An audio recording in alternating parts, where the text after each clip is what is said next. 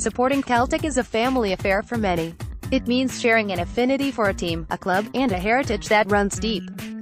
Supporters are often linked through generations, and the bonds of supporting Celtic can be as strong as those of many families, perhaps stronger in some cases. On a recent trip to Scotland, I had the opportunity to travel with my father to celebrate his 80th birthday. Of course, there were the obvious family reunions, get-togethers, and reminiscences that go along with any holiday. These were special and memorable, and well worth the trip.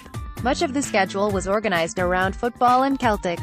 A delayed flight and a snowy morning gave us a bit of a fright that we would not make the scheduled Motherwell v Celtic match at Fir Park. Fortunately, the weather improved, and the game went ahead. Pre-match hospitality at the ground was first-rate, as was the conversation about football. Relatives had secured the hospitality tickets, and there were 3 generations of our family in attendance. Although the match was a bit disappointing from a footballing perspective, an uninspiring goalless draw played on a rough surface in the bitter cold. Still, it was great to be together to watch the boys and enjoy the occasion with an enthusiastic away support. Many memories were recalled. My dad told about being a youngster in the schoolboy enclosure at Hampden when Celtic won the Scottish Cup in 1951 1-0 over Motherwell on a goal from John McPhail to win Celtic's first trophy since before World War II. That was long before my time, obviously, but Fir Park was the scene of my first away game in 1977 when Celtic drew 2-2 with a Steelman on goals from Ronnie Glavin, Penn, and Johannes Edvaldsson on another cold March afternoon. Big Shuggy, Edvaldsson, Danny McGrain, Tommy Burns, Alfie Kahn and Roy Aitken were all part of that team, and I did not know that night that they would go down in club folklore. Kenny Dalglish played too in his last season as a Celt, and I still haven't forgotten the pain of his transfer at the end of that campaign. The international break meant that there would be a fortnight between Celtic matches, but a visit to Celtic Park was arranged. Years ago, I remember my mum and dad getting me into Celtic Park in the days before tours were a money spinner for the club.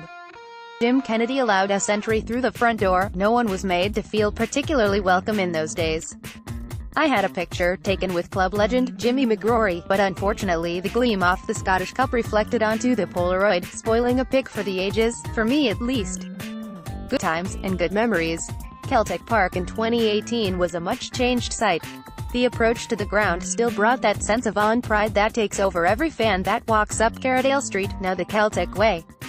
The murals, statues, and general upkeep around the stadium are truly first-class, and the welcome into Celtic Park much warmer, although more expensive as well. The tour was first-rate, and much more comprehensive than I remembered it previously. While there was no Jimmy McGrory on hand, there was another great Celt of the past-present during our visit, none other than the Portuguese scoring machine of the 1996-97, Jorge Cadete. While fathers and sons, mothers and daughters too probably, often have quibbles about team selections and the merits of certain players, there was no argument that the season Jorge Cadete spent in the hoops was a special one, and his goals a delight to watch. Would we still be talking about the significance of achieving 10 in a row had the club been able to hold on to the 3 amigos of that era? Walking through the tunnel and up to the field at Celtic Park was a delight for young and old alike. Although the stadium was empty on that Good Friday morning, it would be near to capacity a day later when Celtic took on Ross County in a home fixture that was most memorable for its ease of victory, with the champions overpowering the Highland visitors 3-0. Time guarantees nothing. It might have been the last time my father and I journeyed to Celtic Park to watch the boys. Still, it was a fantastic day out, and a wee sing-song in the Carradale Suite and later in Lynch's Bar off London Road made the occasion special. We returned to Canada on Easter Sunday, thankful for the opportunity to reunite with family, and share a common love for an institution that is more than just a football club. Paul O'Rourke, aged 53, James O'Rourke, aged 80, St. Catharines, Ontario, Canada. Write about Celtic on the Celtic Star. If you would like to write for the Celtic Star, please email your contribution, on any Celtic-related subject of your choosing, to editor@thecelticstar.co.uk, and we'll do the rest.